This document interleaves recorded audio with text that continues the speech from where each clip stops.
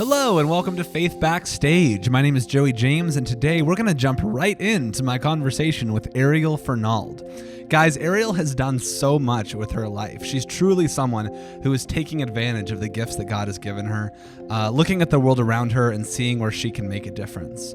You know, I don't think anyone would say that we are living in peaceful times right now in our country. And as Christians, we can either respond by closing ourselves off from the chaos and the politics and the hatred, or we can do what God has called us to do and be peacemakers.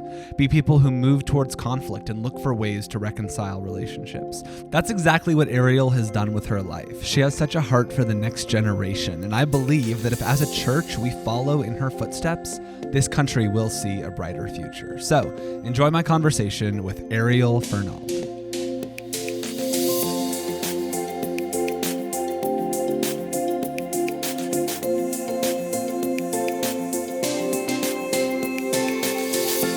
I am joined right now by Ariel Fernald. Ariel, thank you for being here. Thank you for having me. I'm excited to be here this morning. I'm so excited to have you. I got to tell you, I just finished The Last Appeal last night. Oh, you did? And I really enjoyed it. It was so creative, and I felt it was so inspired. Will you tell us a little bit about kind of what role you had in that movie? Well, my husband and I founded an organization that is Eastern Sky Theater Company. Right. And we perform live productions as well as produce video and film. And The Last Appeal is our first full-length feature film. And The Last Appeal is a film that theme is the hardest of hearts that have made the gravest mistakes can still find salvation through Jesus Christ. I love that. And so this film shows the hard hearts of men on death row. So there's 5 men on death row. They're multicultural, multi-generational, all have different backgrounds and reasons why they're there. And we get to see not just a prison story, what we're seeing is a human interest story. We're seeing how God uses man to reach out to us wherever we are, and to see the relationships between husbands and wives and daughters and fathers, and to see just the beauty of God's redemptive love for each of us through this story. And I am proud of being one of the producers of this production. My husband is the writer and co-director of the film, director of the live production. Gotcha. So yeah, I could feel that it was kind of, it was originally a live stage production, right? I could feel it because it was kind of shot like a play. Yes. It took me it wasn't until a few scenes in that I realized that it was kind of shot with a minimalist set, because you guys were in a warehouse and you'd have the door and the couch, but it was very, very simple. And it kind of caught me off guard at first. And then as I got used to it, I started to really enjoy it. I kind of enjoyed just the simplicity of it and how focused it was on the characters. What was that a conscious decision that you guys made? Kind of what went into the decision to shoot it that way? Well, artistically, yes, it was a creative decision that was made. We had the great blessing of being able to work with Michael Pfeiffer, who is just a phenomenal director and a great talent. He's been a part of 80 plus films in his career. And Michael had this very creative idea on our budget to shoot it in this artistic way that really gave honor to the fact that it was a play on film for its audience. And so there's a few scenes or a few clippings and things that go outside of that realm for the effect and to set the stage, if you will. But it really does give people that stage feel, which is also very intimate. Yeah. So absolutely. Yeah. I liked that. And then just one other question about it. I noticed the daughter of the man who didn't speak kind of looked a little bit like you. Is that your daughter? That is my daughter. I love that. So we have one of those families, we're not quite Von Trapp, we don't really sing together or anything like that, but I just have an artistically talented family, and we are, and I was very blessed to have my daughter, Sierra. Absolutely. I love that. Well, it says in the Bible that God loves peacemakers, people who bring peace into relationships. And from what I've heard about you and read about you, It seems like that is kind of the call that God has put on your life, is to reconcile relationships and to bring peace. It seems like it's something that you really have a gift for and something that you are passionate about. Does that feel true to you and who you are? Absolutely. If I was going to say the call on my life is to be a peacemaker. And I often say that, on the surface, you would think I have this really interesting, life that has two sides to it, two separate worlds that I live in, but they really come together. There is the artistic side, which is through Eastern Sky and the different artistic presentations that we do. And then I am also a trained mediator, trainer, diversity consultant, program designer. I have spent many years developing conflict resolution programs and designing them for communities, cities, schools, organizations, churches, businesses, because the two worlds come really from the same root and the same heart of that peacemaker, in that, like the words medicine or mediation, media comes from that same, the medi, and it's that root comes from to heal. So if you look at medicine's to heal the body.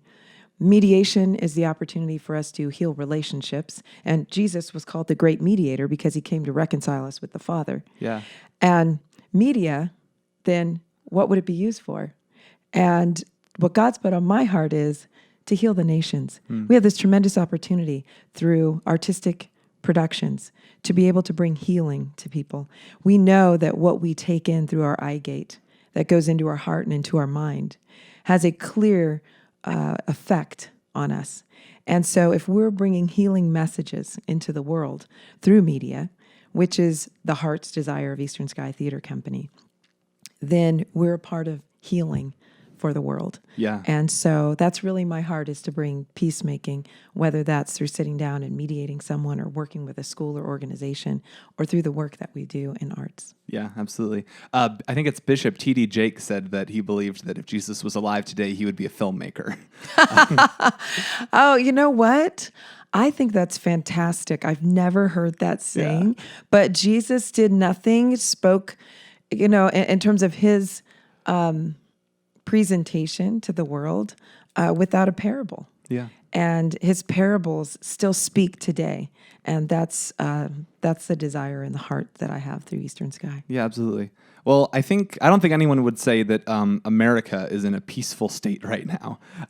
It feels, somewhat chaotic and turbulent at times, especially over the past few months. And what I really want to kind of talk about in this conversation is how can we be peacemakers in this time? How can we move towards peace in the midst of the chaos and the disunity that we're experiencing in this country? How can we move towards peace? So that's kind of my thesis statement for our conversation today. I love today. that. I like being in this conversation. Yes. But I want to start by getting to know you a little bit and understand the background that you came from. So where did you grow up? Where does your story begin? So my story begins in Orange County. I am an Orange County girl. I crossed the orange curtain, as we called it, from when I was growing up, because there is such a clear distinction between Orange County and LA County. LA County, for one, is so much more diverse than what Orange County was when I was growing up. I often say that my family was bringing in the diversity into our community. My parents were wonderful Christian people. Not perfect, but definitely shared their faith, introduced me to Jesus at a young age. And my family is very unusual in that I am one of 14. Wow. That's wild. I am one of 14, and we were not Catholic. We're not Mormon. We did have a television. My parents just had a destiny, and we all said they were appointed and anointed to raise 14 kids, because Lord knows I couldn't do it. I don't have that gifting. But my parents, that was what they did, and all 14 of us served the Lord. I have 8 brothers and 5 sisters. So if that wasn't unusual enough, my parents at that time were also biracial. And actually, I always say I'm multiracial because my father came from an African American, and he would say black because that was African Americans was not what he called himself, but Yeah. he was black, and he was Native American. And he also was French. He had a very diverse background. Wow, yeah. And then my mother was just a European cocktail. And so, ironically, they met at International Club Wow. at the university they went to together.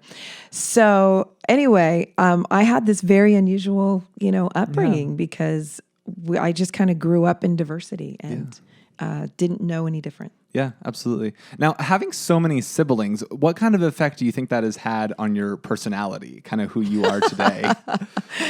Let's see.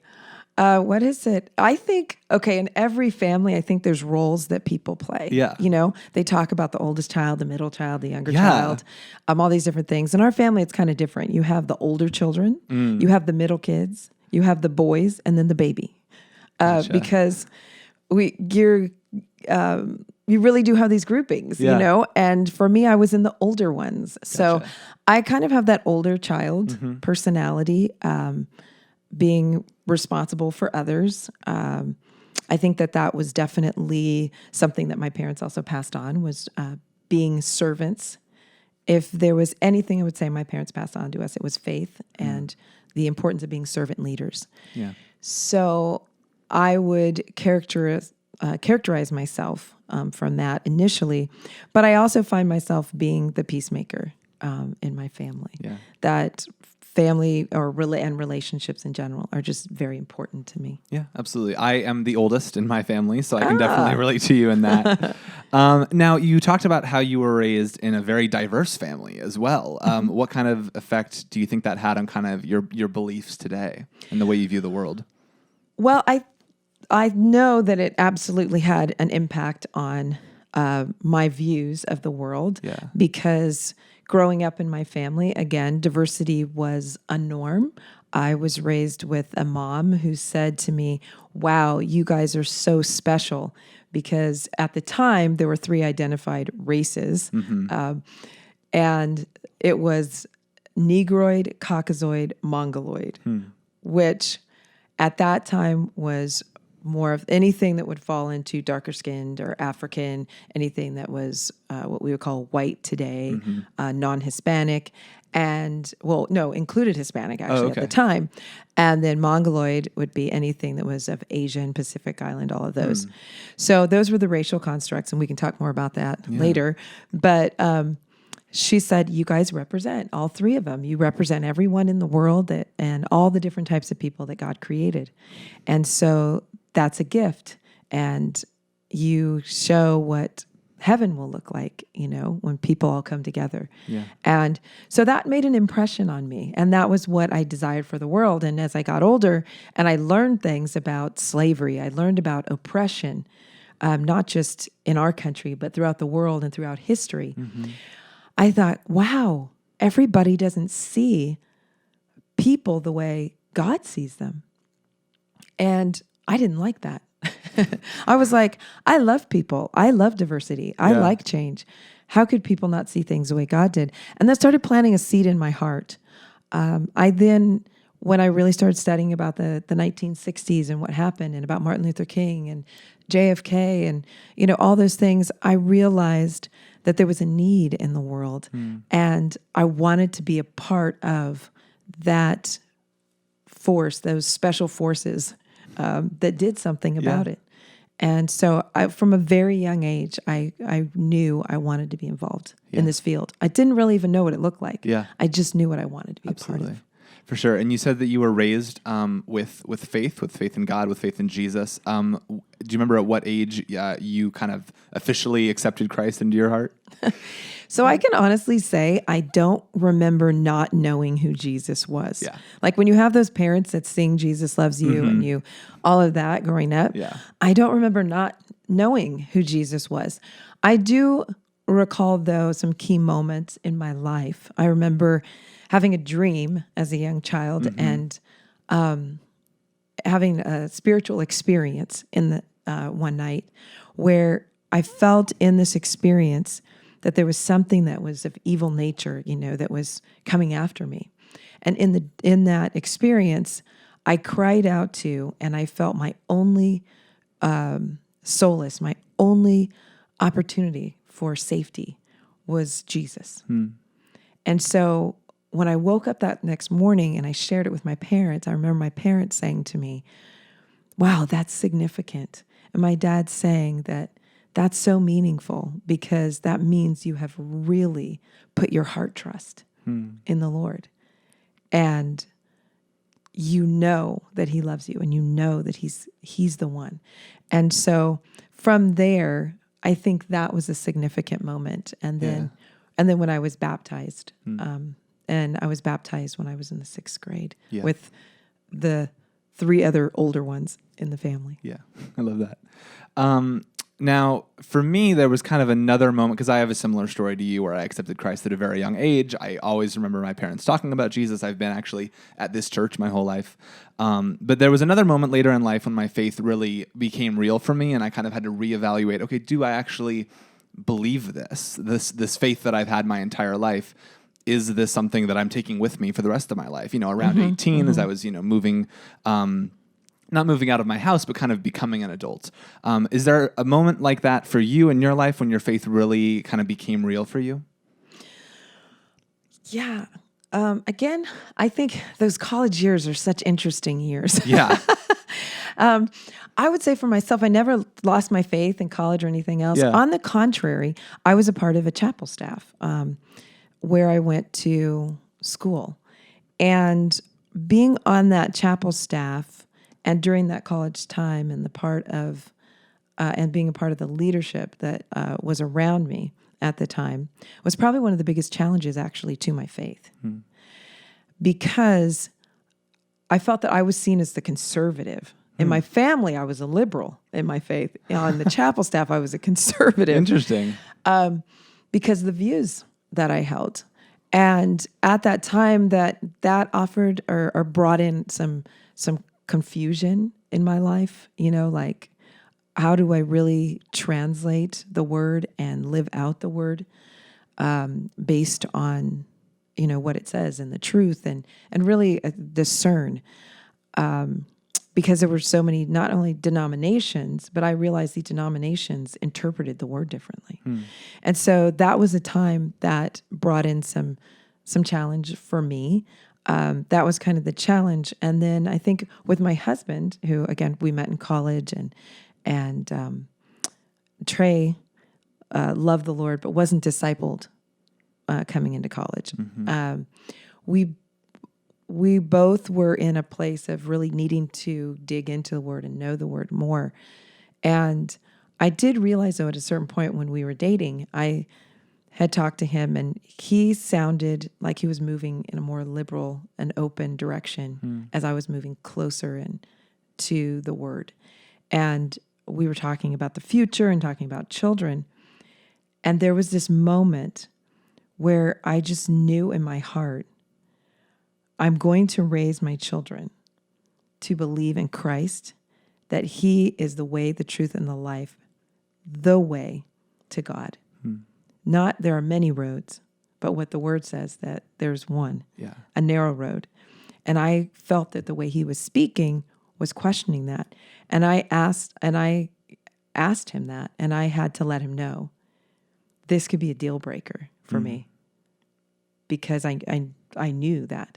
And at that, something about that moment in my life was really defining for me. Wow. And saying, wow, I want my legacy to be one of faith in Jesus Christ. And so I would say that was probably that moment for me. Yeah, absolutely. Now, you may have said it, but I might have missed it. Were you married yet at this point? No. Okay. We were dating at the time. Yeah. But I was in it was a serious relationship. And so you're like, when you're talking about kids. Yeah, for sure. I want to talk about your work in conflict mediation and victim offender restitution. Now, you talked in the social justice panel a few weeks ago about how the justice system is different than a rehabilitation system. Now, which one have you worked in?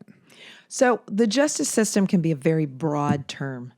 But definitely the criminal system and the justice system as we know it, the average person knows it to be, which is looking at the police department, the probation department, the court systems. Yeah. When we say justice department, that's what most people think of. Right. And I think that there is a misunderstanding, a misnomer in that most people look at it from both sides and have of rehabilitation and correction, as well as legal upholding the laws. And the reality is that it's not the job of the court system to rehabilitate someone.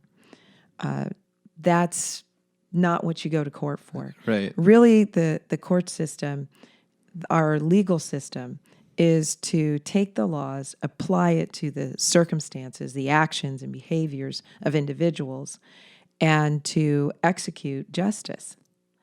That's what the purpose is. Yeah. The rehabilitation of individuals, the changing of hearts and minds is not going to happen through the court system.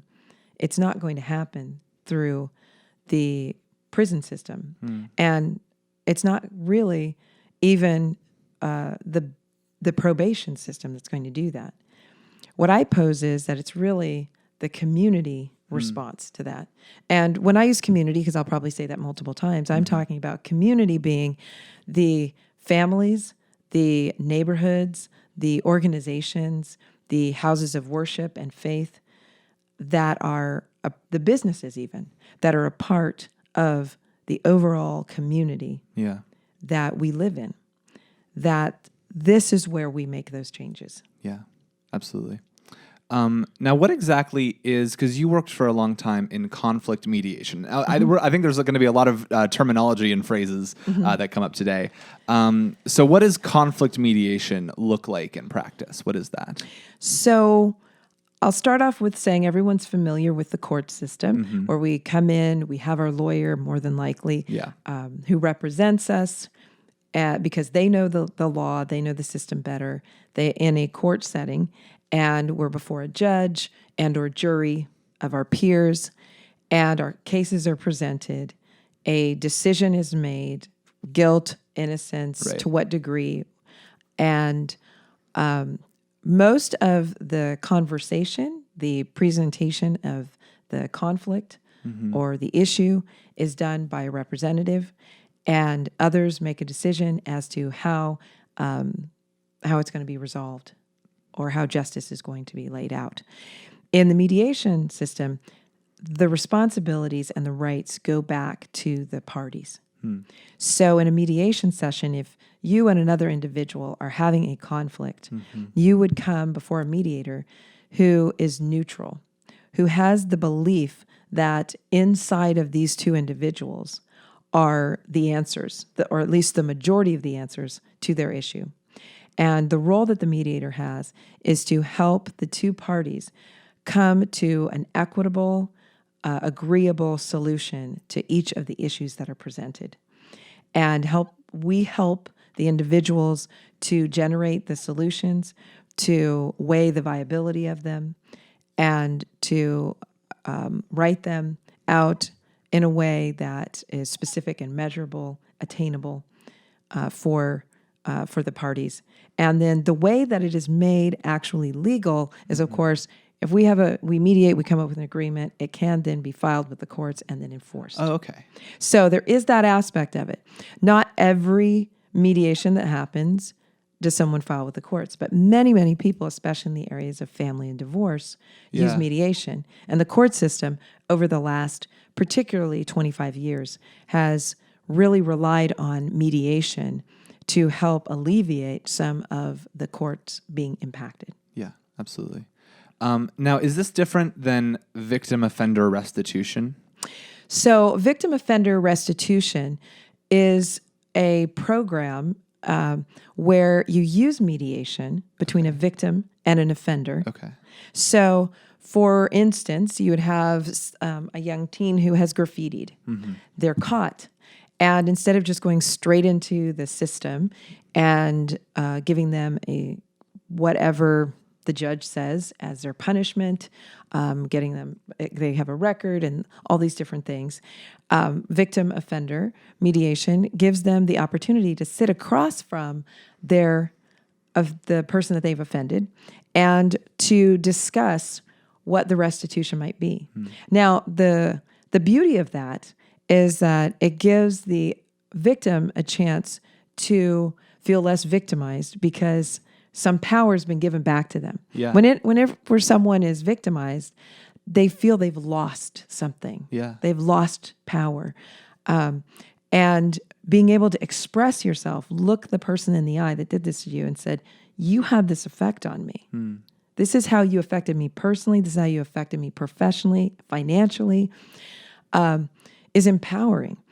And for the offender, it's an amazing opportunity for them to see what their actions have caused in another person's life, to humanize them.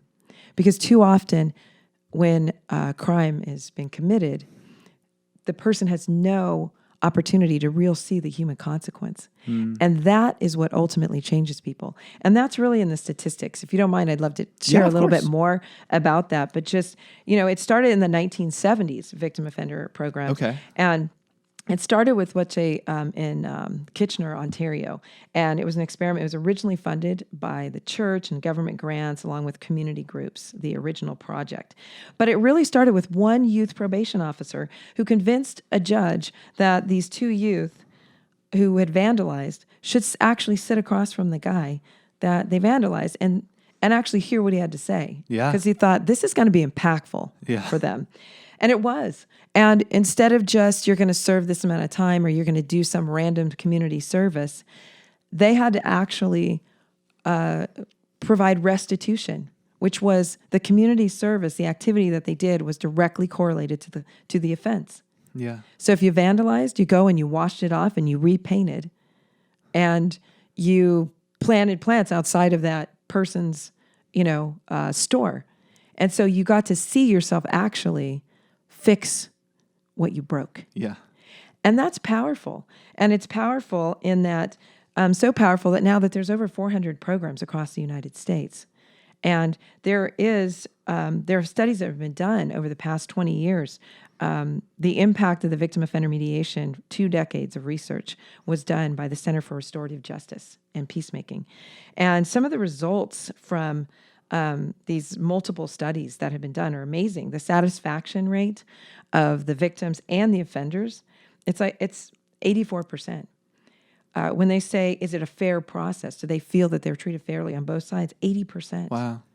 The restitution completed when they sign a contract, 80 to 90% completion rate of them doing what they say they're going to do. I don't think you can say that in probation, in regular probation. Yeah.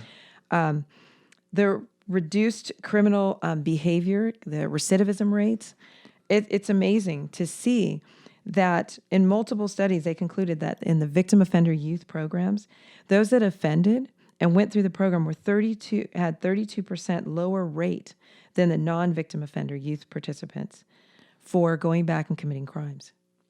And if they did commit crimes, those crimes were for lesser issues, and 75% of those who, quote, committed crimes, it was really that they didn't follow through with or went against a part of their victim offender agreement. Wow.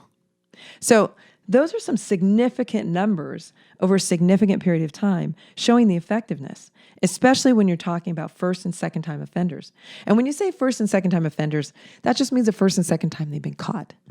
So that most of them have actually offended multiple times. Yeah. So it's not like, I found this little baby guy and he's 10, 12 years old and he's only ever stolen candy. Right. It's not that. These kids will show you or tell you, I've been vandalizing for a while. I've been stealing for a while. I've been doing these things for a while.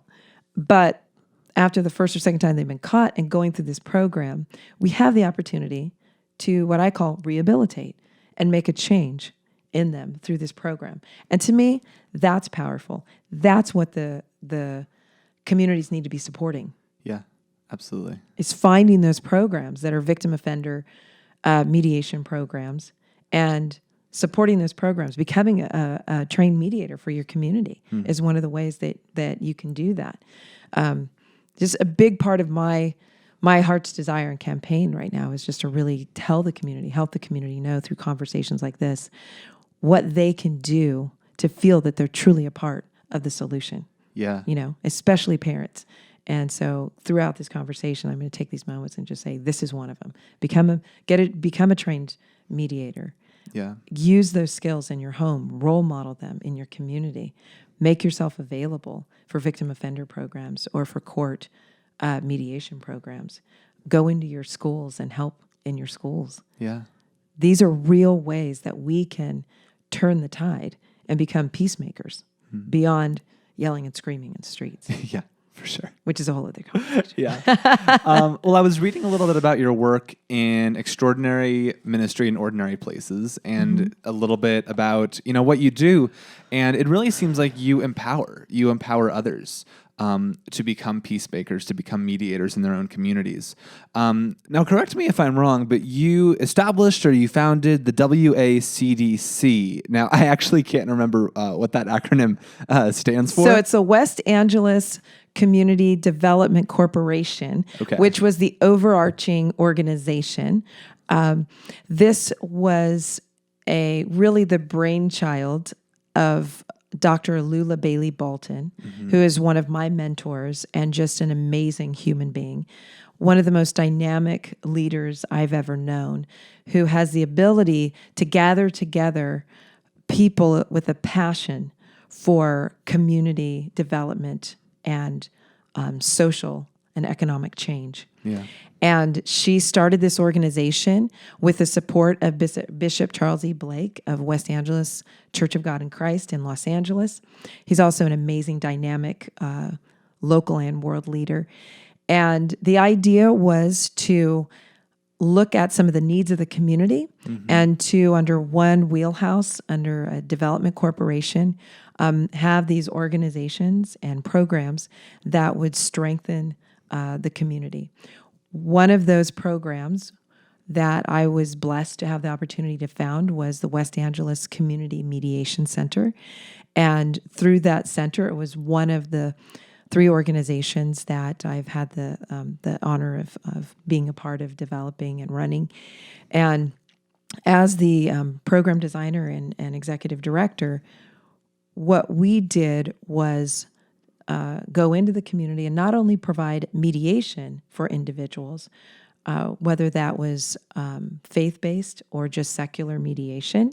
We also went in and into our schools and we implemented what we called our Peacemaker program, which is based on a violence intervention and prevention program and curriculum that I designed. Wow. And so what we did was we worked with youth and adults in the community, the teachers, the students, the parents, community and social organizations, to really train them in skills of conflict resolution so that the community is now shifting its culture from one of more aggressive approaches to conflict or avoidance approaches to conflict to collaborative approaches to conflict. And we would train up peer mediators who would actually be available to help mediate issues between their peers. We would do that as well for the faculty and staff. We'd work with parents to train them in how they can role model and use better skills in their homes. And the result was seeing a change. We had the great pleasure of having someone come and actually write their dissertation on it. And through her research, we were able to just see how powerful and impactful it was. Again, one of the schools that she specifically focused in on, the principal would see a line of students, 5 or 6 students outside of her office after every recess, after every break. That becomes tiring and exhausting, and that's a big amount of your time to be putting into conflict on a campus. And then that went to a few times a week in dealing with conflict with students when we implemented the program. So you got to see the real change. And then a part of it also was dealing with diversity. was looking at diversity from the broad sense. One of my biggest issues right now with the education system, and I'm just going to go there if it's okay with you. Of course, yeah. Is that there has been a shift in education and in looking at diversity in the last 15 years. At the height of a lot of the work that I was doing in the schools, there was a focus on diversity in the broad sense, in that culture, which is our different belief systems, our different ways of living, our different faiths, our different ethnicities, all those different things, all the differences and diversity that we experience, and understanding it, appreciating it, celebrating it, making room for it. Now, we have shifted, particularly in the last decade, to the only diversity that we discuss in and are pushing in the school systems has to do with sexual orientation. Wow. That is a serious problem for our schools, and we're seeing the result of it. And it has only gotten even more prevalent because there is now curriculum that's trying to go into our schools across our state and even throughout the country. But California is attempting to be one of the states that leads the way. And this curriculum is sex education curriculum starting in kindergarten, where we are teaching children that they can choose their identity. They can choose from 64 different possibilities of what they identify with. They don't have to be a boy. They don't have to be a girl. They could be a box.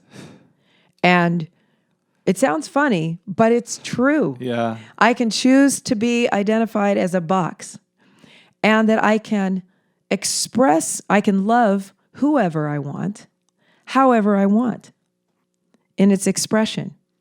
And this is a dangerous way of thinking. This is a dangerous presentation for our children. It allows children to be groomed for pedophiles. It allows children to walk around in confusion. It is going against all of the historic, it's not tradition, but it's the universal truth of science, psychology, sociology, religion, to establish a completely new framework. And with that focus, with that push towards this thinking, inadvertently, it has pushed out some very important focus and understanding on the broader scale of an understanding of diversity and also communication skills. The only skills that are in this health curriculum that we're giving children is talking about how to negotiate the sexual acts that we may want to engage in. Literally, this education curriculum, starting at 11 years old, is about having conversations about whether, if we're going to have sex, do we use a condom?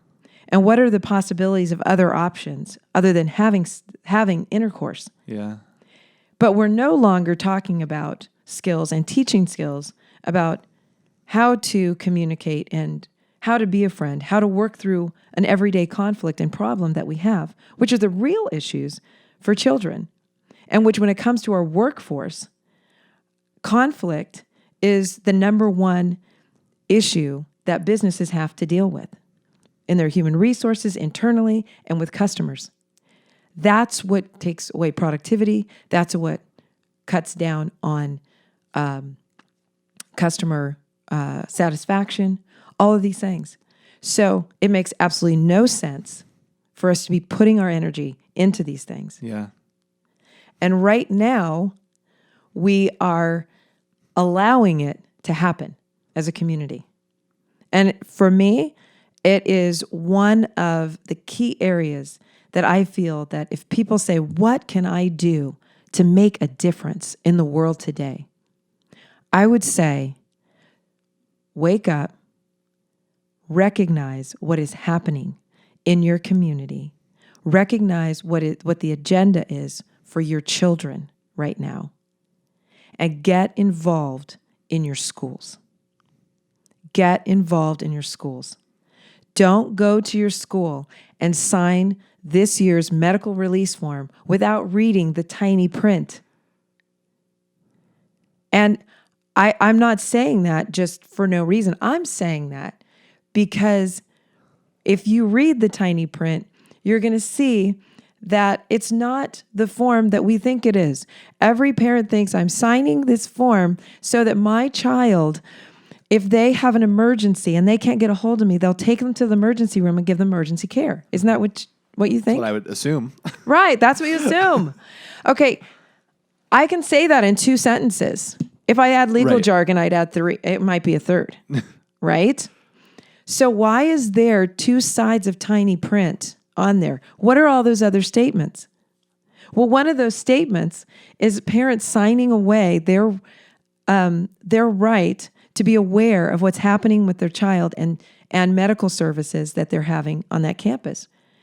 Do you know that a child can go in class time, during class time, and they can see a professional outside of school?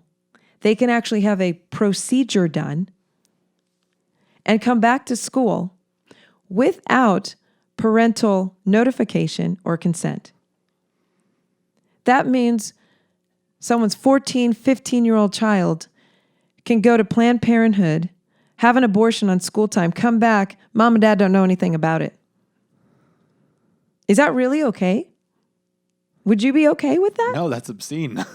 Would you be okay with your elementary school child going and speaking to a school counselor about how they feel that they're not really born a boy, they're born a box? Like, does that work for you as a parent? And that no one talks to you about it? That doesn't work for me as a parent. No. But every parent that goes into LAUSD is signing a form that says it's okay. And they don't know it. So this is me saying, parents, wake up. Yeah. Wake up.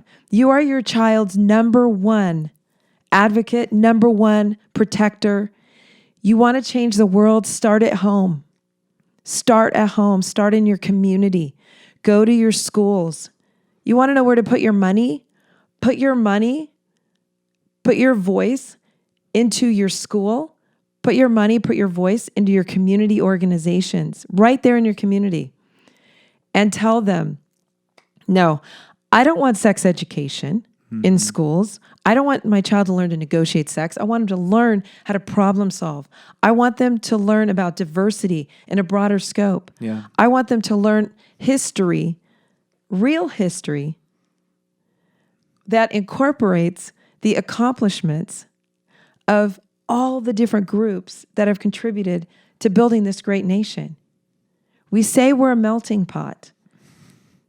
You know, I think sometimes we're more like a stew. Big chunks of carrots and celery and whatever else, you know, but I just think that this is something obviously I'm passionate about, you know. I just feel that we need to protect our children. We need to really see that there's a direct correlation between these issues right now. And there's other things that I think we're going to talk about later, but they're distractions for the real problems. Yeah, absolutely. I want to hear a little bit about how you started working in these fields, kind of what initially got you passionate about it. Because you said that as a young person, you were you felt drawn. You knew that you were going to have some kind of position or work happening in these fields, but you didn't understand exactly what it was. So what was kind of that journey for you of starting to do work in conflict mediation and victim offender restitution? So again, I think for me, it actually started in elementary school, and this is where I just have to talk about the hand of God. Yeah. You know, because I really believe God just is slowly guiding you along a path. You have no idea. And then you look back and you go, oh my gosh, you know, look at what you did, Lord. Yeah. But I think the experiences that I had even in elementary school, I was blessed to be a part of an elementary and in a school system in a time where money was really being pumped into it, and they were just trying out things. So I was kind of a guinea pig kid for different programs where I got to to learn about and experience things that other kids didn't. From hearing and going, seeing an opera at my school, to going to seeing an opera somewhere in arts, to experiencing, learning about the Incas and the Mayans in a very hands-on way, in my classrooms, to being in a very diverse classroom, even in the first grade. I remember the wonderful educators that I had. I had some wonderful teachers. I can't say enough about how much I appreciate our teachers. And I had wonderful teachers who took the time to have us learn about different cultures and experience them. And if someone was in the class, they'd say, "Oh, well, can you have her come in? And can your mom come in and share about that?" And I remember a young girl who was from Lithuania, and her mom coming in and showing all the different foods and clothes and music and all these things about Lithuania. I thought it was awesome. I was like, how cool is this? Yeah. And then somebody else came in, and his father, who had been stationed in Japan, and they came in, and we had Japanese food and learned all about these things. And every culture and every group that came in, I was like, this is so cool. Yeah. So just starting out there, I was like, this is really cool. I don't see how anybody could not love this. Yeah. But then at the same time, I remember in elementary school, I remember an African-American family, dark-skinned, up the street from my family. We knew them, we were friends, and them having two kids that were younger than me. And I remember a group of kids chasing after them and running after them on the playground to bully them. Yeah. And running to stand in front of them and yell at these kids and say, "Hey, you better knock it off. If you guys touch them, if you say anything, I'll not only tell what you did, I'll make stuff up. And I'm a good kid, and they know you're bad kids, and they'll believe me."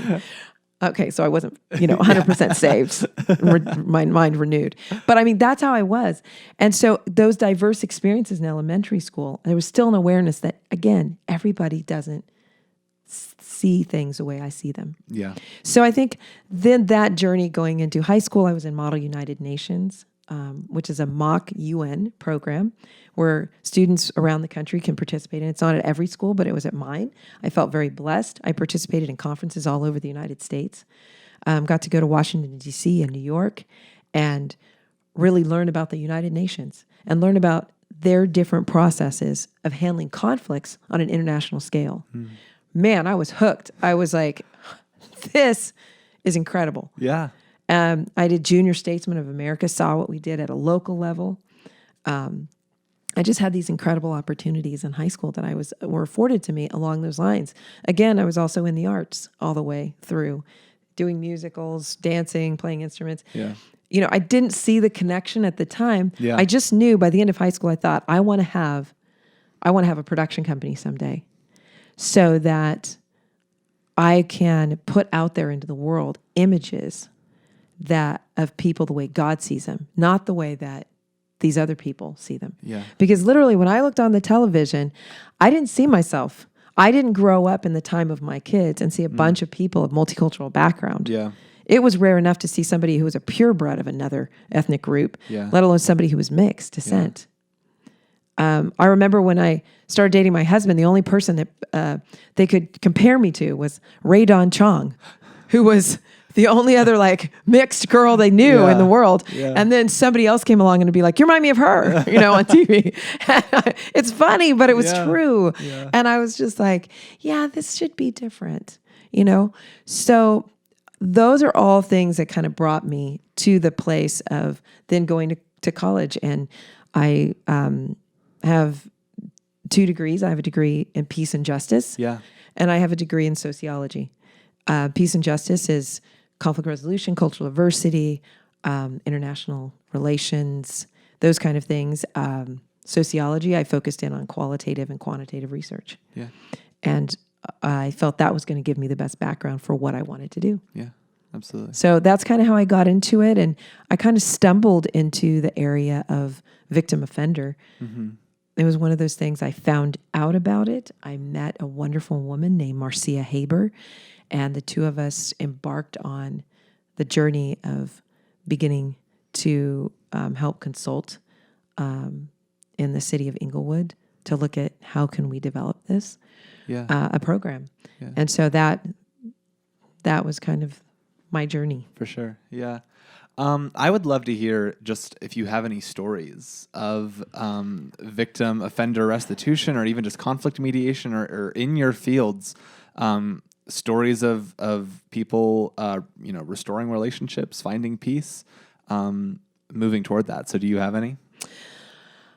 Gosh, there's so many to choose from. I think the first one that just pops in my mind is working at a middle school that I was called into. And I know a lot of people are afraid of middle school children. Yeah. I was afraid of middle school children when I was in middle school. It's just such a hard time of life. Of course. And I was brought in to work with these students who had a lot of racial tension, a lot of issues on campus. And it was interesting. I thought I was coming in to work with these students and to train leaders on the campus. And I said, this is the program that we're going to do. And there's some criteria. Well, the school went completely against what my criteria was. And instead, they literally filled the room with kids that they saw leadership potential in. But they were a lot of, some of them angry kids, other kids that had issues with other ethnic groups on campus. So I literally am in a classroom with Black, white, Latino, Asian, very multicultural, but they don't like each other. And they all hang out and are in their own different groups. And after the first day, realizing what they'd given me, I thought to myself, okay, maybe I need to go back to school and say, you guys didn't follow directions and let's do something. And then I said, no, I think this is God giving me a challenge. I felt him saying, no, I want you to see what we can do. What can we do here? Can we take these kids and not only take them from where they are, but break down their issues that they have with one another, build them back up, build relationships, and from that, make them leaders on campus. And man, that was a tough week, because that was the other thing. I had a week. I had 5 days, all day with them, all day, which is awesome. Yeah. So you have that kind of camp experience, intensity, which is great. But I have to keep them alive. I have to have no injuries, and I have to bring them from that place. And it was a challenge, but it was also where I saw God move in such an amazing way, to see kids that would not sit next to each other, would not talk to each other unless they were, in some way taking jabs at each other, go from that place to, by the end of the week, partnering up and saying, yeah, I'm this Mexican American, this Black American student coming together and saying, yeah, we're going to be partners on this. Yeah. And we're going to work together. And putting them on a trust walk, walking around campus where you have a blindfold on them and you don't know who the person is that you're walking with. Yeah. And all you have is trust, even though they know there's a couple of adults watching. Yeah. Like this person could still do something to me. Yeah. So that was something that was to see that transformation. I think in terms of mediations, again, the idea of seeing a young person sitting across from another young person, a high school student who's been being bullied, who's had someone talking about them, saying things that are today would, unfortunately, we recognize too often end up with someone in a suicidal situation. Yeah. But then that to me is also victim offender right there on the campus. To have them sit down and say, okay, these are the things that you've said about this person. How are you, and having that person hear how it's affecting this other student. and having that student really hear it and something click in them and go, that's not really what I was trying to do. I'm not trying to push that person to that place. And admit the reason why I'm doing this is, and poking fun and doing that is so I can look cool. Yeah. I'm not even thinking about you really. Yeah. And for that person who's in their mind going, why? Why am I targeted? That's what victims always ask. It's like, why me? Right. What was it about me? It's like the most common question. Yeah. And to hear that answer, it's, you were there. There was something. I had a need to feel cool. I had a need, and you looked like there was an opportunity, and I just took it. And it really isn't about you. I don't really dislike you. Those are transformational moments for both people. You know, I think that experience is one that really sticks out in my mind. Yeah. And then kind of on the adult level, I think one of the most fulfilling things for me has been, particularly over the last 10 years, I've not really been institutionalized. I've been an independent consultant. Okay. And so I've done a lot of my training within the church, a lot of my mediation within the faith community. Yeah. And a lot of people have talked about how, gosh, you know, our divorce rate is the same as the world. And that's like a stab for me. That's a stab in the heart because I feel like with the Bible telling us that we're all called to the ministry of reconciliation, if we can't reconcile within our families, it's a hard one to sell to the world, you know? Yeah. And so families coming together, families sticking together, families working it out is so important to me. I live that in my own life, trying to make sure if I ever feel there's something out within my family that I work that out and help other family members to do the same, and then also in the broader community. So my opportunity has been to sit down and to mediate between couples and within families and help them to hear each other and to work those things through. And I think one of my the greatest blessings in my life has been seeing so many families or so many couples stay together and look at them years later, like literally know that you've stayed together over these 10 years. Yeah. You've stayed together over this time and look back. And the same with with artistry. I just have to say, like with The Last Appeal, there's a couple. This is a cool story. There's a couple that came when we did the live play of The Last Appeal, they were on the road to divorce. The wife was already seeing someone else. Mm-hmm. And they sat to see the play, to see the production, but on separate sides of the room. In fact, she came with the guy that she was with. Wow. Because someone had told each of them, you need to come see this. You need to see this.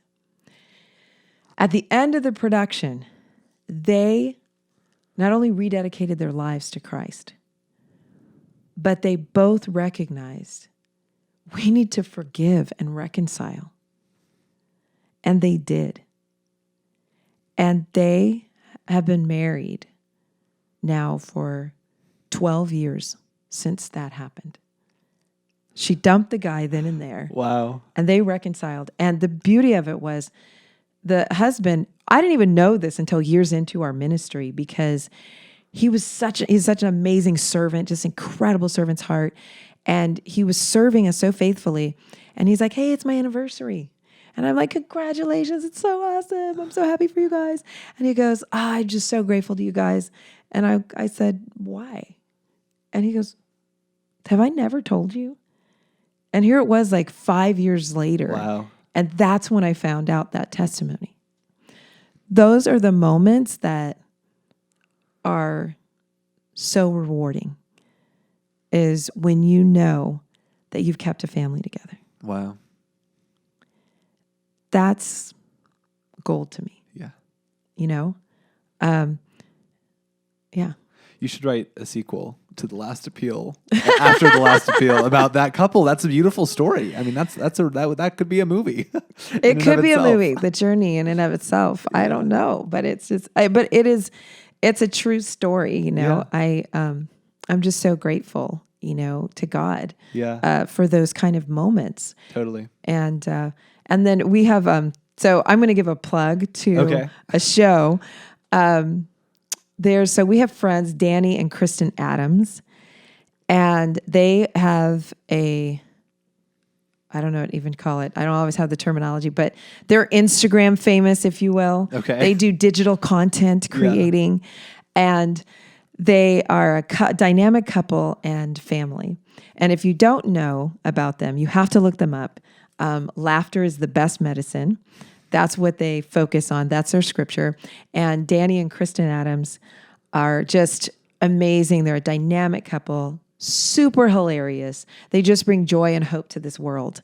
And Danny and Kristen are dear friends of ours, and my husband and I have been blessed to be mentors of them. And they actually talk about their journey as a couple and the struggles that as a couple they've had with such humor and refreshing candor with people. And my husband and I have been able to walk them through that from before they were married through this time. Yeah. And again, just seeing them married and in their ministry doing what they're doing with two amazing children, Harper and Holt. Has been one of those gifts for us too.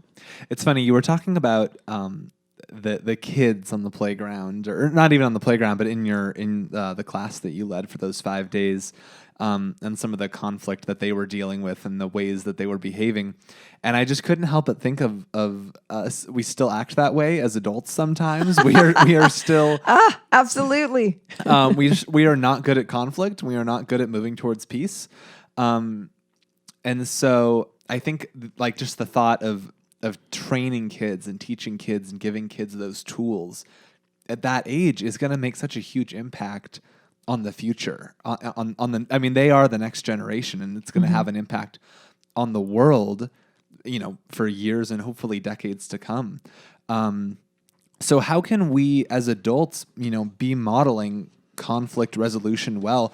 What are some of those tools, just some simple tools that we can use in our everyday lives that can help move us towards peace in our relationships? I'm going to start with something that might be surprising for most people, and that is not about the speaking, but about the listening. Mediators are master listeners. What we're listening for is not what the average person is listening for. Too often when we're listening to people, we're listening through our filters. We're listening for the opportunity to jump in and say what we want to say for our agendas. We're thinking about our interests. It is the root problem of humanity to be self-centered. If we're God-centered, then we're other-centered. But our root problem is that we often listen from that human self-centeredness. Right. And so it keeps us from listening like a mediator. And listening like a mediator means I'm listening to truly understand your perspective. Yeah. I know mine really well. Right. Okay? And I don't really have to be afraid that I can defend it because I generally know my own personal interest and what I want, again, really well. Yeah. What we really don't know is where someone else is coming from. So we have to listen with a heart to understand someone else. We have to listen for not how someone can meet our needs, but what is that person's need? And especially as a Christian, God calls us to love one another and to love each other as we love ourselves. And in order to do that, that means I have to care about meeting your needs as much as my needs. So I have to push aside that self-centeredness, that base human desire, and say, I'm going to listen to you, to understand you, to hear what your need is, and to see how God can use me to help meet your need. Whether that's to make you feel that you're listened to, feel that you're important or valued, to solve a real everyday problem for you, to offer you resources, and even in a conflict that where it seems as if you possibly have sinned against me, to see, is it in response to in something that some way that you feel I've sinned against you? We have to always be open to that. We have to be asking the question, God, search my heart. Show me if there's any wickedness in me. And so I would say to people, first and foremost, recognize you're by base nature not a good listener because you're selfish. Yeah. I'm selfish, okay? We have to push that aside and consciously choose to care about the other person, listen from that place of need. And also, listening from that place of need allows us to get a full picture and perspective, to actually write down your needs and my needs, gives us a chance to look at it as not you are the problem or I am the problem. There is a problem. There is a problem. There are issues. Conflict is merely a signal that something needs to change. It's not a signal that someone is wrong or evil. It's a signal that there needs to be change. Sometimes, yes, a person needs to make changes, but most of the time, it is both people need to make changes. Absolutely. Yeah. And so we need to stop and, again, not be self-centered and self-righteous and think it's all the other person, but open up our hearts and our minds and say, God, show us the problem, not the problem that person has, but the problem, and help us to come up with solutions and work it out. Yeah. And that mindset, that change in listening, that listening from a different place in our heart will help us to produce and to generate creative ideas that can help us. We also have to, it also is an issue of faith. Problem solving and being a peacemaker means you got to have faith. Some people say, I have faith in humanity. I have faith in people. So if someone's listening and they don't have faith in God, which I don't know how you can have faith in people if you don't have any faith in God. Wow.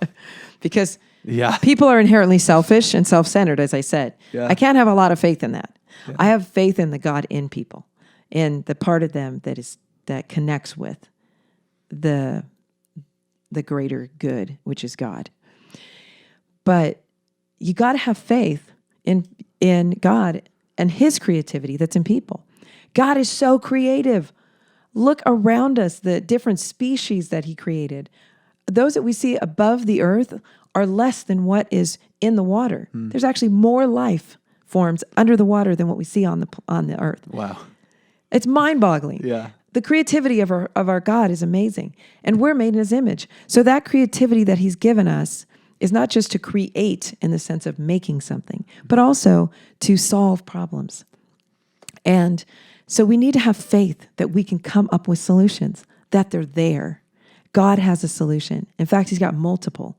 And we have the opportunity to choose the best one, the God one. Not, is there an answer? There's always an answer. And if we can have that outlook, we will not be fearful of engaging in conflict. And there's too much fear associated with conflict. Absolutely. Would you say that the issues that we're dealing with in our country today, race, racism, conflict, that those are unique to our own country and our own time today, or that those have been present for even longer than this moment? Oh my gosh, let's go back to Cain and Abel. I'm like, I just want to go out to the world and go, hello, this is the sin of humanity. Yeah. It's the sin of selfishness. It's the sin of covetousness. It's the sin of greed. Where does this come from? The Bible tells us, why do we have conflict? We war within our members over our selfish desires. The word tells us that's where it comes from. Yeah. It doesn't come from the fact that we are,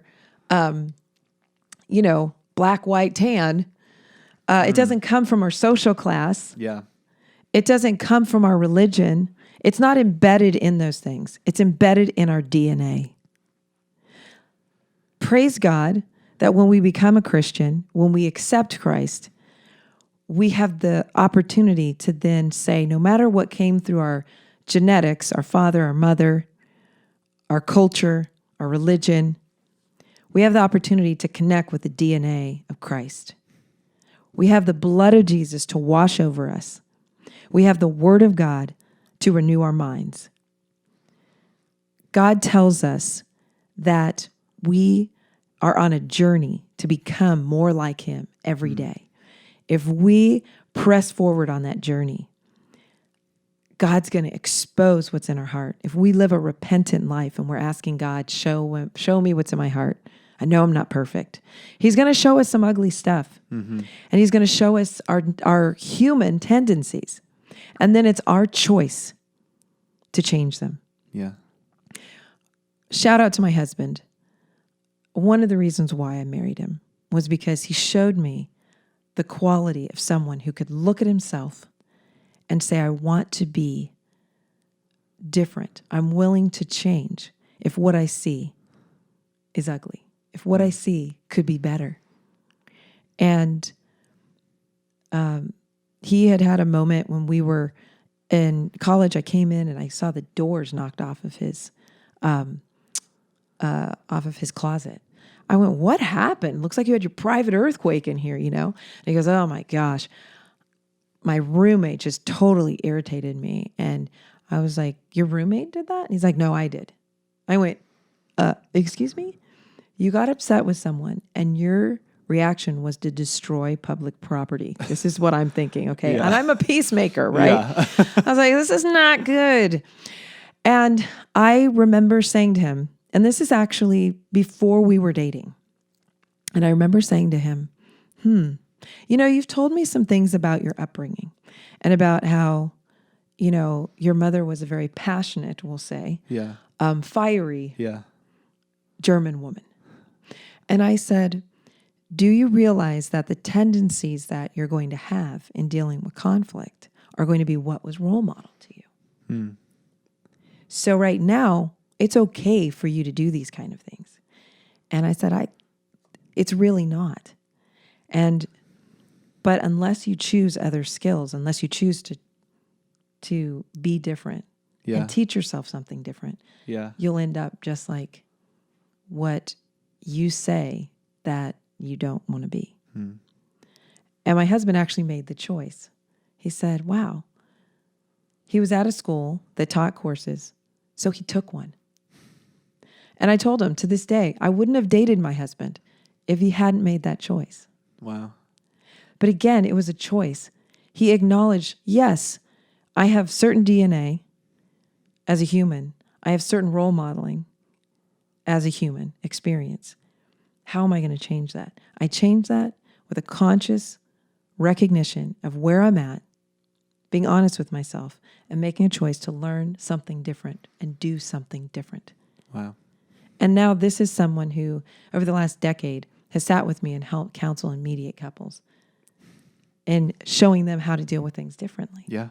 So that transformation is a choice, and it's definitely a human condition. Yeah, for sure.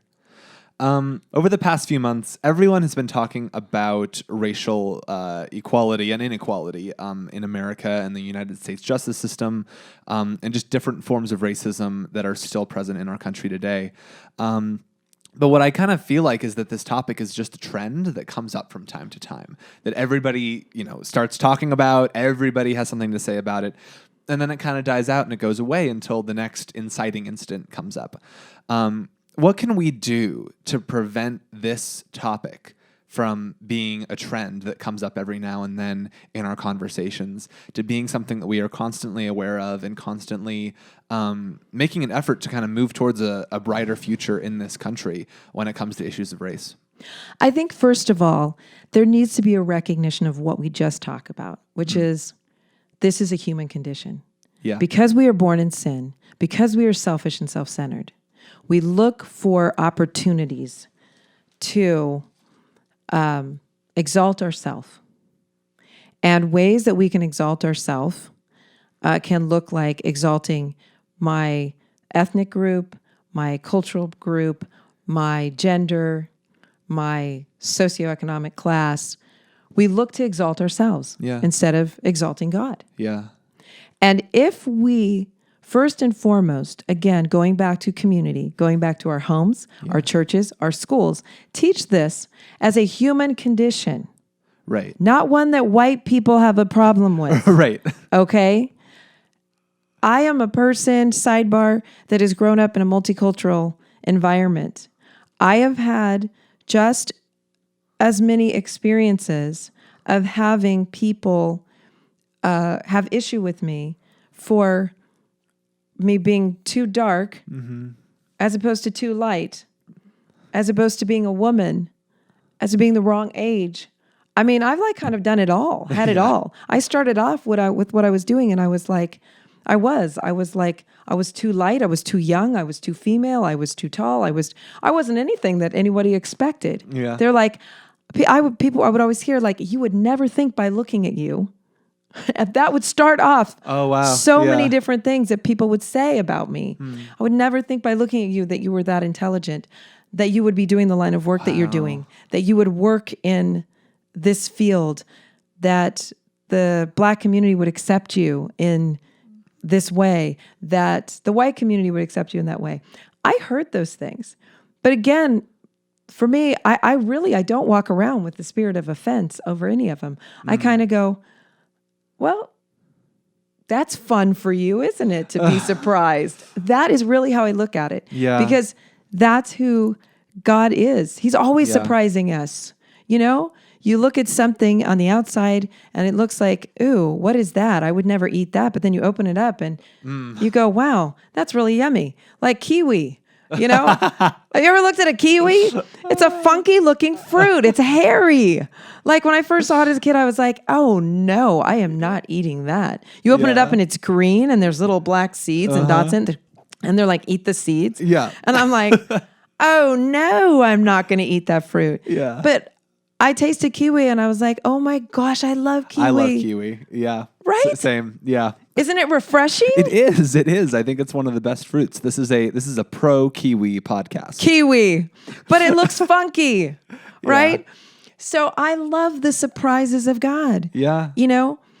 But I just think, in all of this is that how are we going to make this change? We're going to teach this concept. We're going to acknowledge the truth. Yeah. And then from there, that tells us that just like we need to learn math, every generation has to learn math. Right. It's not passed on through the DNA. Right. Okay?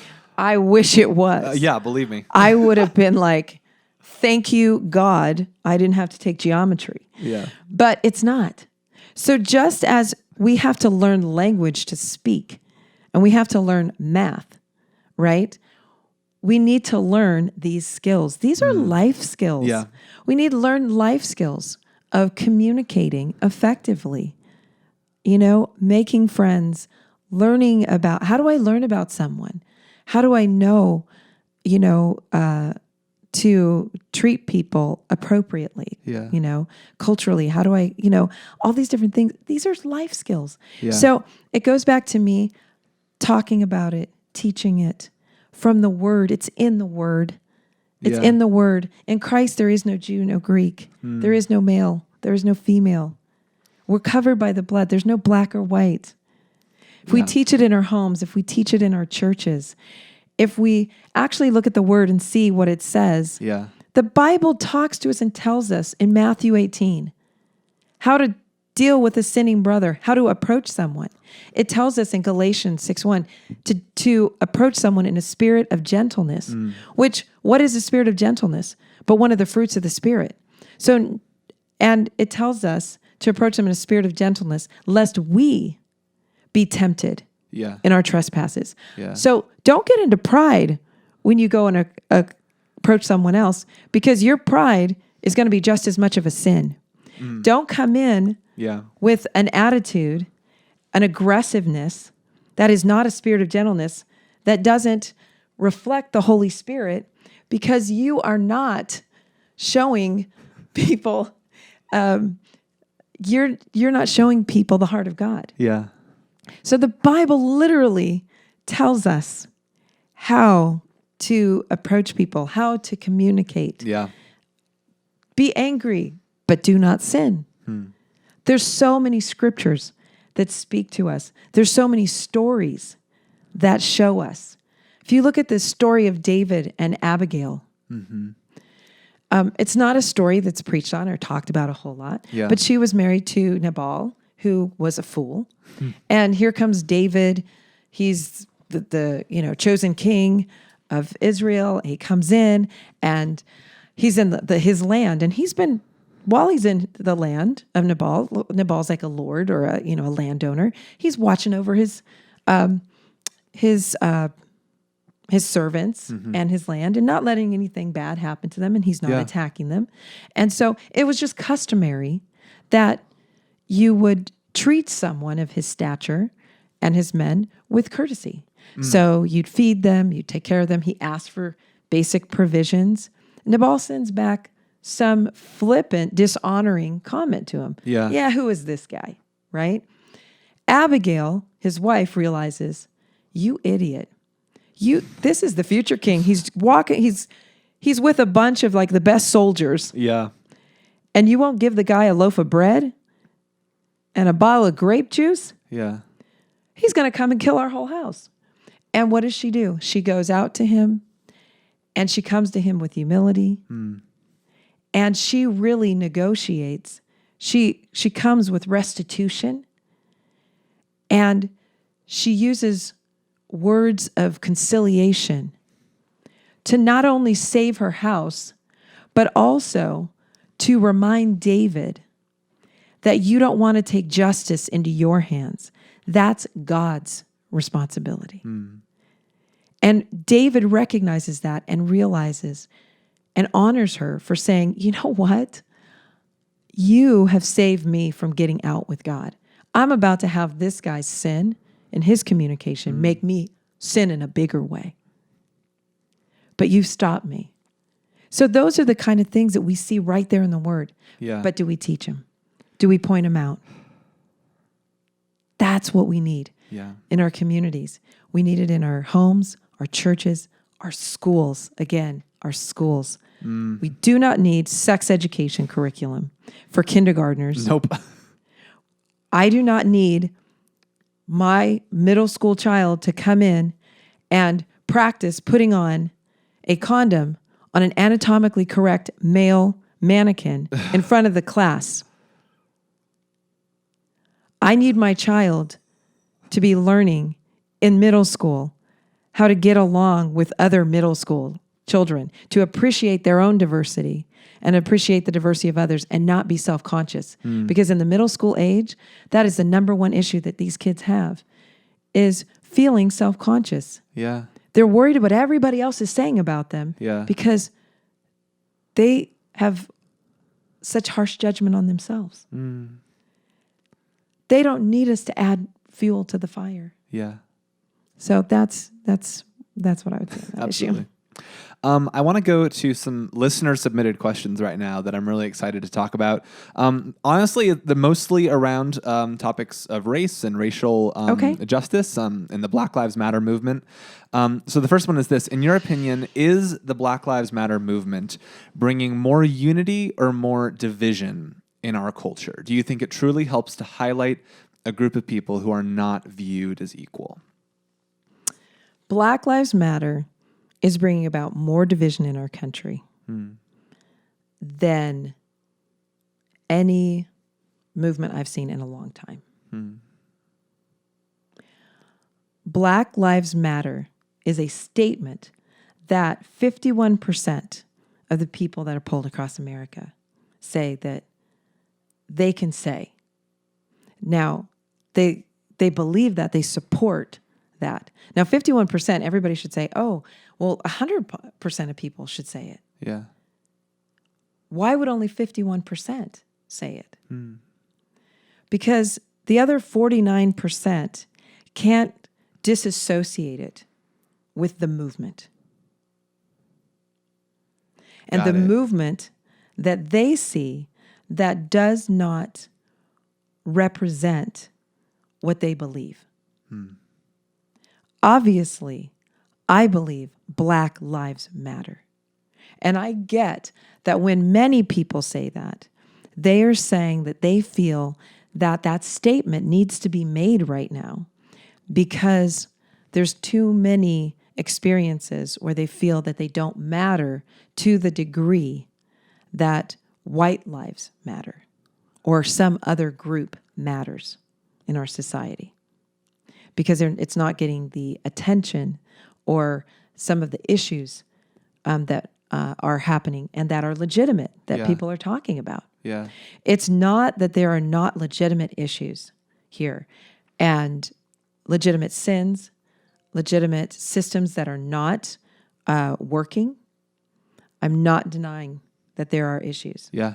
But the question that you're addressing is Black Lives Matter a unifying force or a dividing force? I believe it is much more of a divisive force. First and foremost, I believe it's divisive because you always have to look at the roots and the leadership of an organization. And the organization in and of itself, when you look at those who are the founders of it, you look at Patrice Cullors, you look at Alicia Garza. Yeah. They are trained Marxists. What does that mean? That means that their beliefs are against governmental policing, capitalism. They have added to that their disdain for the nuclear family and their desire to destroy it. They have gone past the idea of equality for men and women, or understanding and a value, equal value for men and women, to promote the devaluing of men in our society, which is like equality through equal oppression and devaluing. These mindsets and mind frames are not unifying. They're dividing. Yeah. When people say Black Lives Matter and look at it as a movement, they think it's a movement that is based off of the support, in the empowering of the Black community. Yeah. If you read their manifesto, if you read what they believe, that is a portion, that's 40% of what they stand for. Yeah. The other 60% of what they stand for have to do with issues that would be directly correlated to the LGBTQ and their agenda for society, which is uplifting and promoting the ideals that I spoke about in the sex education, again, which is from the same support system, from the same social movement in our country. Yeah. So Black Lives Matter is promoting the LGBTQ agenda. Right. It's promoting transgender agenda. And again, it is actively promoting the breakdown of the nuclear family. And I want to be really clear what that is. What they see, what they call as the patriarchal family, which is having a father in the home as what many would say as the head of that home, with the responsibility that is a God-ordained responsibility of protection, provision, and spiritual guidance for that family. Now, whether or not you are a Christian, you're a Jew, you are a Muslim, you are most religions on the planet, whether you live in the United States of America or whether you live on one of the other continents, the importance of having a father in the home and taking on the responsibility of being a male figure has been proven time and time again to be critical. Yeah. It's the number one factor as to the success of children. If you look at statistics across the board, Yeah. that is a number one factor as to whether a child goes into criminal activity, whether they are in prison, how they do in school. It is a factor that is undeniable. So to want to break down the nuclear family, to devalue the role and the importance of the father in our society, is to dismantle all that is good and that is propelling our children towards what we have identified as being successful, productive members of our community and our overall world community. And that is not something I can get behind. And there are many people who feel the same. Yeah. And there are many who are conflicted. Yeah. And so for that reason, it has become a divisive organization, a divisive point alone. Because of these views, you have people that want to support the Black community, but they cannot stand for the Marxist and ideologies that will dismantle the United States and the great democracy that it has been for the world. Yeah. So it has been very divisive in that sense. And then additionally, it's been very divisive because it has been used as a cover for a lot of violent behavior and activities that would be absolutely denounced by the great peacemakers of our past. If you look at the men and women who stood in protest, who led the movements that made great social change in this country during the civil rights era, you will not see a mirror in this current movement. Yeah. This is radical activity that breeds radical response. Violence begets violence. Yeah. You cannot squelch violence or hate with more hate and more violence. That is a principle. That is a biblical principle. It is a principle that is proved in research. It is a principle that has been proved across the world over the history of mankind. The Bible says love never fails. So it is through our love that we're going to make these changes. Black Lives Matter is not promoting love. It's hating hate. That is the message. Let's all hate the haters. Yeah. Not let's love people in the kingdom. Not let's look at these issues and go about them, yes, in legislative ways. Yes, in peaceful protesting, all these different things. There are factions. And yes, in every group, almost every group, there are radical factions. I get that. But when your basis is Marxist, when what you are promoting is based on hatred of certain systems and groups and devaluing them, no, absolutely not. Yeah. Absolutely not. And it goes without saying that we all are aware now in the country that under these conditions, it's given the Antifa and other hate groups an umbrella to walk underneath.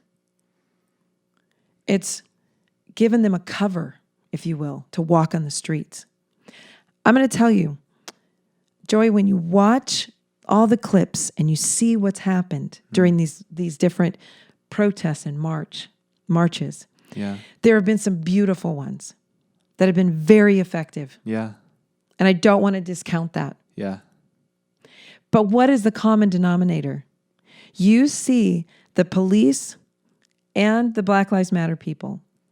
You see the church hand in hand at the forefront, coming together and saying, this is our common ground. Yeah. This is the common enemy. Hate, systems that don't work. That we come together on these places of pain. And they come together and they walk hand in hand. When we don't see that, when we don't see the coming together and the collaboration of leadership, people go astray. People go astray. Yeah. Leadership, John Maxwell says, rises and falls, or organizations rise and falls on leadership. Yeah. We look at the leaders here. God's shown me that leadership rises and falls on communication and character. How are we communicating? What is the character of our organization, of our leaders? That's the question. Yeah, absolutely. Well, you kind of already touched on this next question in your response just now, but we can just spend a few seconds on it. As far as you're aware, is the Black Lives Matter organization, specifically the organization, not the movement, truly helping in the ways the media portrays, or is it a scam, in quotes? If so, and I think this would be the thing to focus on, because I feel like you've kind of already answered that last question. If so, what are good, honest organizations I can put my money, time, and voice into? Okay. So again, I'm going to say it. I think this is the third time, but I'm emphasizing it. Put your money into your community. Put your time and energy into local. Yeah. You can control that.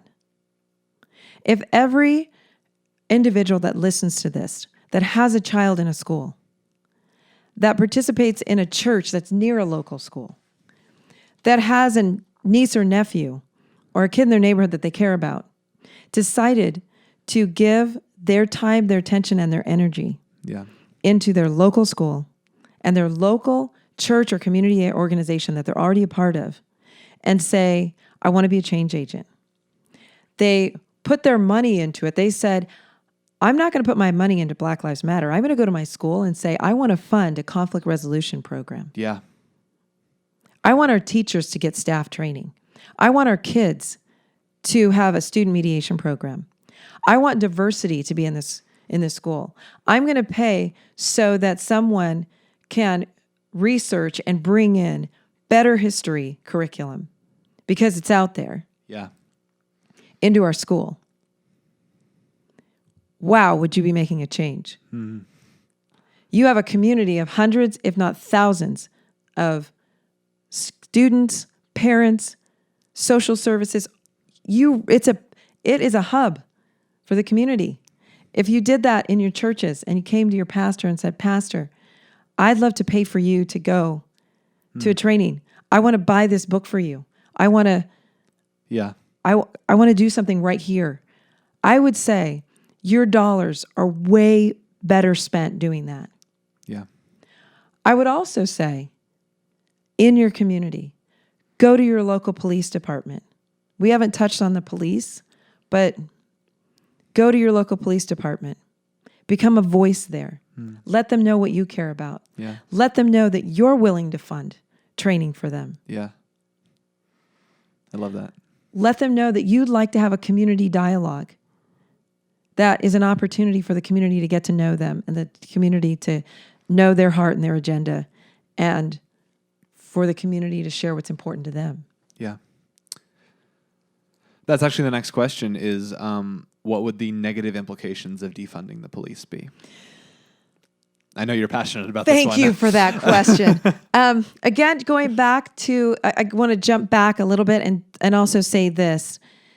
There's, let me move forward and say this. Yeah.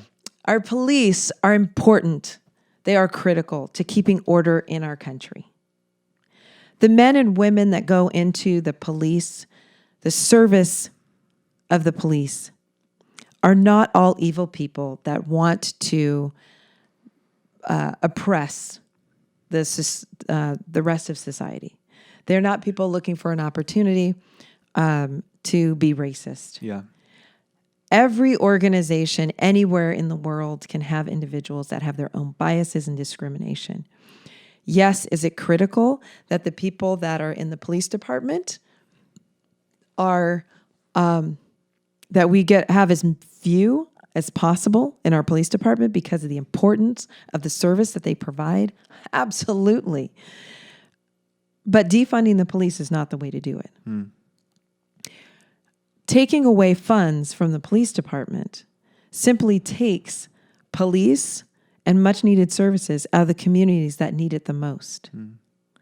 Our lower income communities, our communities that are urban, our communities that are highest population communities need the most police.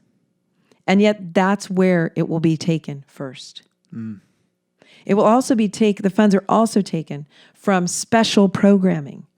And what people need to understand is when those funds are taken from that special programming, they're talking about taking funds from human trafficking.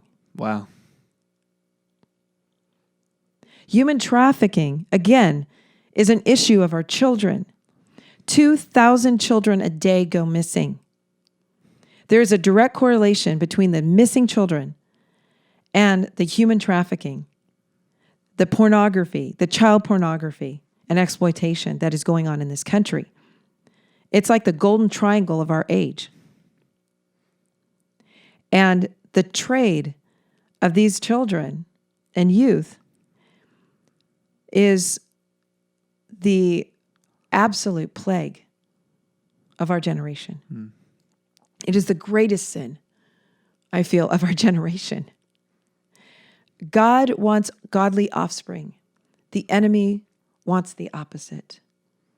He wants to mutilate, maim, and destroy our children. So we have to be on guard. We have to advocate for them. Yeah. And we have to have the systems and the structures in place that are protecting them and saving them out of the clutches of the enemy. And the police department and those special units are working with organizations like, and I'm plugging another organization. Go for it. Operation Underground Railroad. Tim Ballard, amazing, amazing man of God. He has his own children by birth and 2 by blessing of adoption. And he has been involved in special forces and operations. And now he has this organization because he goes where you and I can't and don't want to and sees what we can't or don't want to. Yeah. And saves these children, takes down these groups. There are organizations that are out there working. Ashton Kutcher has an organization. I cannot think of the name of it right now Okay. to plug him, but look it up. You can find him. He's spoken before Congress in special groups.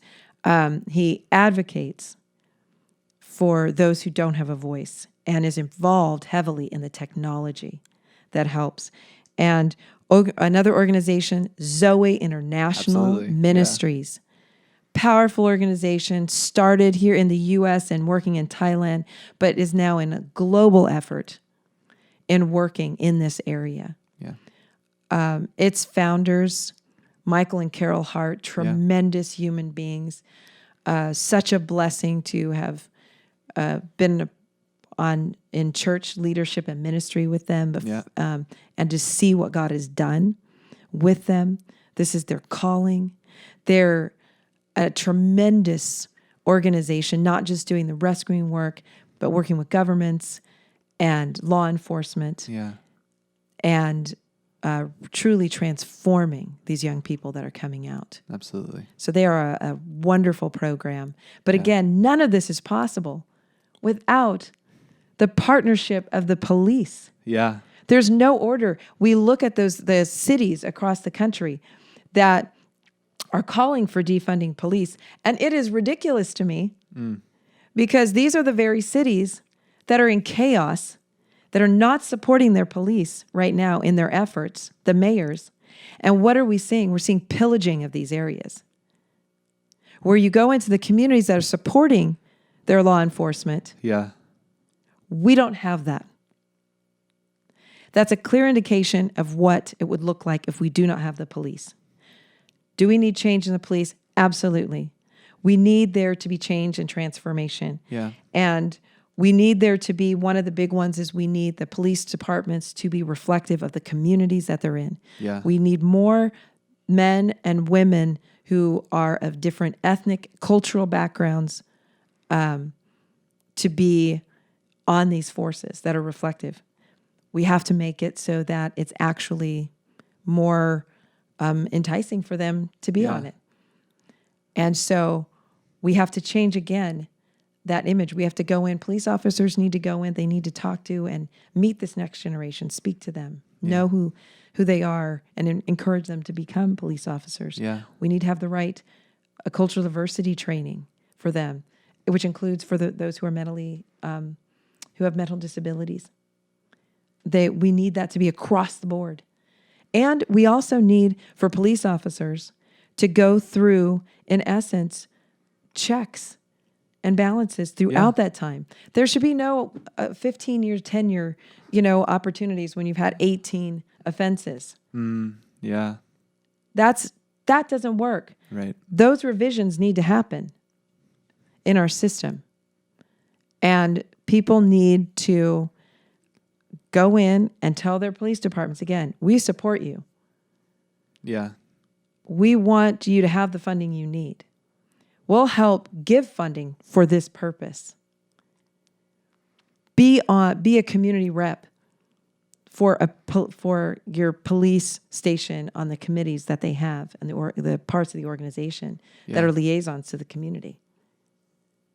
This is where we can be active in making a change. Call for it. Make sure it happens. Write editorials in your community. Do those things. But don't disregard the incredible value, the incredible service that these men and women do. They are 18 times more likely to be shot in the line of duty than the actual perpetrators of the crimes. So no one talks about that. No one talks about that fact. Yeah. I get it. I have 8 brothers who are seen in this culture as black, period. Is it a fact that they have gone through more what we would clearly say is harassment or unnecessary questioning or all those different things and experiences? Absolutely. And I understand and appreciate those who look at the statistics and say, well, statistically, it's not proven that there's more of a problem. Yeah. There is black on black crime. That needs to be dealt with.